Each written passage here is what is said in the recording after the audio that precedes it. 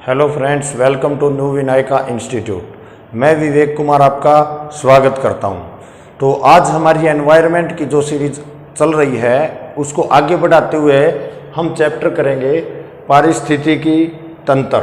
तो सबसे पहले देखिए कि पारिस्थितिकी होता क्या है।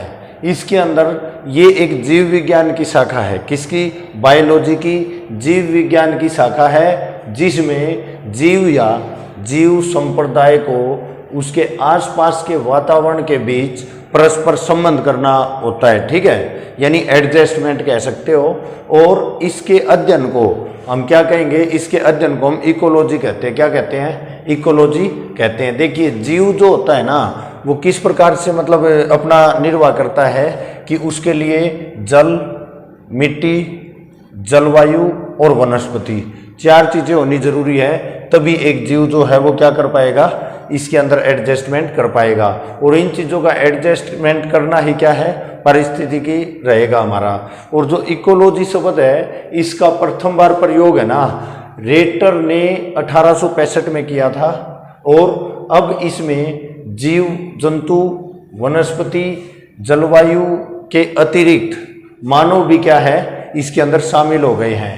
किसके अलावा? जीव, जंतु, वनस्पति के अलावा जो मानव है वो भी मतलब क्या हो गए हैं? इसके अंदर शामिल हो गए हैं। अब देखिए, पारिस्थितिकी तंत्र होता क्या है? एक प्राकृतिक इकाई है। ये क्या है? एक प्राकृतिक इकाई है, जिसमें एक क्षेत्र विशेष के सभी जीवधारियों का अपने पर्यावरण के साथ अंतःक्रिया कर एक संपूर्ण जैविक इकाई बनाते हैं। क्या करते हैं? एक जैविक इकाई बनाते हैं। इकोसिस्टम की ये संकल्पना सबसे पहले एजी टांसले ने 1935 में दी। और अब हम बात करते हैं इकोसिस्टम की विशेषता क्या है।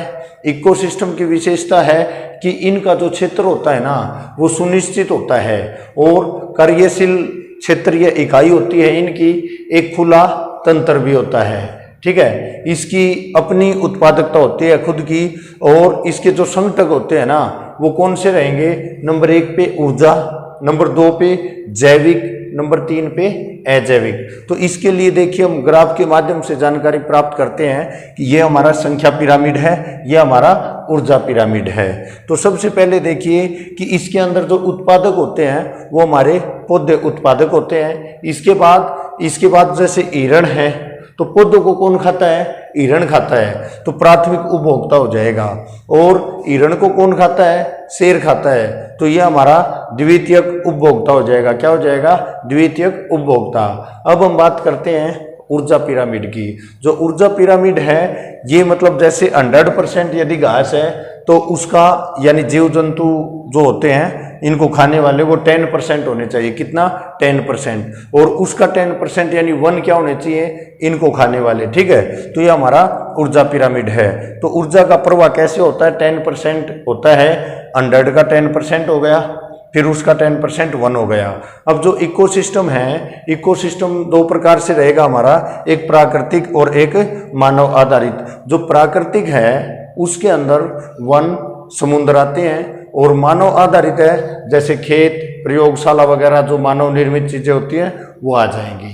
और इसकी जो समस्याएं हैं, समस्याएं क्या है? वनों का विनाश करना, वनों का कम होना, ठीक है, प्रदूषण फैलना, जलवायु परिवर्तन होना, तो ये सभी मतलब इसकी समस्याएं हैं। तो इस प्रकार से जैसे फूड चेन होता है, तो ये भी इसी के अंडर आता है स्टूडेंट। ठीक है, तो इस प्रकार से जो हमारी पारिस्थितिकी तंत्र जो था, इससे संबंधित जानकारी समाप्त होती है। Thank you. जय हिंद, जय भारत।